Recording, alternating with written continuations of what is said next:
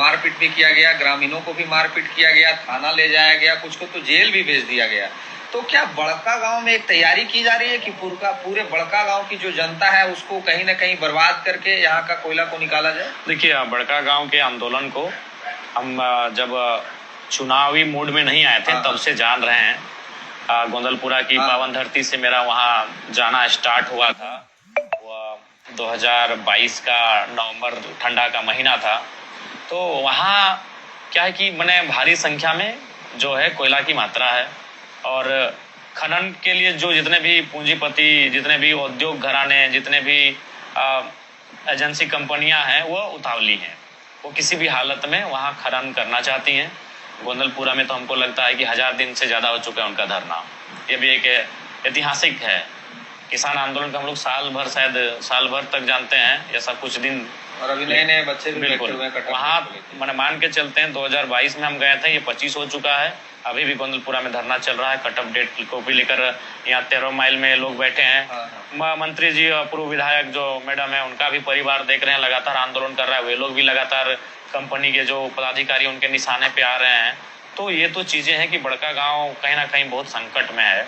उसके लिए बड़का गाँव के तमाम लोगों को एक बार एकजुट होकर एक जोरदार उलगुलान, एक जोरदार संघर्ष करने की आवश्यकता थी। कि हम एकदम तैयार हैं, हमें उससे, लेकिन यही कि उसके पहले उनको, हमारे साथियों को भी वहाँ तैयारी करने की आवश्यकता है। तो सीएम रमेश करके अम्बा प्रसाद जो पूर्व विधायक है, हम भी एक वहाँ की जो धमकी दिया पूर्व विधायक मैडम है, कर देंगे आपको, आपका राजनीतिक करियर बर्बाद कर देंगे। बिल्कुल भले वो किसी भी राजनीतिक, हमसे अलग राजनीतिक दल से हो सकती है और वो क्या है तो वहाँ, लेकिन एक चीज है, जो चीजें छनकर सामने आई, कहीं ना कहीं एक झारखंडी होने के नाते हम तो इस बात को कहेंगे कि एक महिला नेत्री है और एक महिला नेत्री को इस इतने भयानक टर्न में, बहुत टोन, सुनिए, इतना हार्ड टर्न में एक महिला नेत्री को, ये बहुत ही मैंने ये नैतिकता का प्रतीक, नैतिक हीन उन्होंने परिचय दिया है। जो भी व्यक्ति थे फोन पर, सीएम रमेश जो हम तो नहीं जानते हैं, क्योंकि हम ऋत्विक कंपनी के ओनर है, भाई जो दादा राज्यसभा से सांसद हैं और उन्हीं के भाई हैं भाजपा से। अच्छा, तो मैंने ये बिल्कुल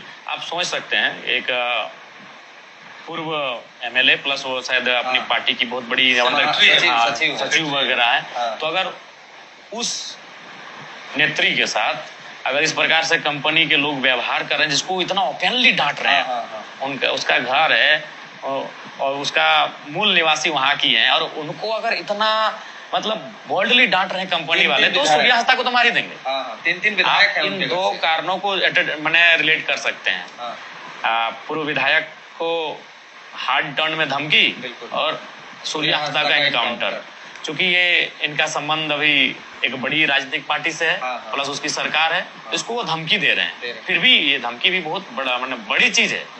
एक पूर्व विधायक को जो कुछ ही महीना पहले चुनाव हारी हैं, प्लस उनका केंद्र में अच्छा संपर्क है और उसकी पार्टी की गवर्नमेंट है, और अगर उसको अगर इस टर्न में धमकी दे रहे हैं तो कई सूर्या हंसदा का वो मर्डर कर देंगे, एनकाउंटर करवा देंगे। तो आप इन दोनों पहलुओं को जोड़िए। भले दोनों भौगोलिक क्षेत्र अलग है, दोनों का सामाजिक क्षेत्र अलग है, दोनों की परिस्थिति अलग है, लेकिन आप एक स्थिति को आकलन करिए, वही अवैध कि कम समय में धनराशि ज्यादा करना है। तो उन लोगों की जो चाहत है, वो चाहत इस दोनों को आप रिलेट कर सकते हैं। इनको जब डांटा जा सकता है बोल्डली, तो उनका हत्या करना भी इनके लिए आसान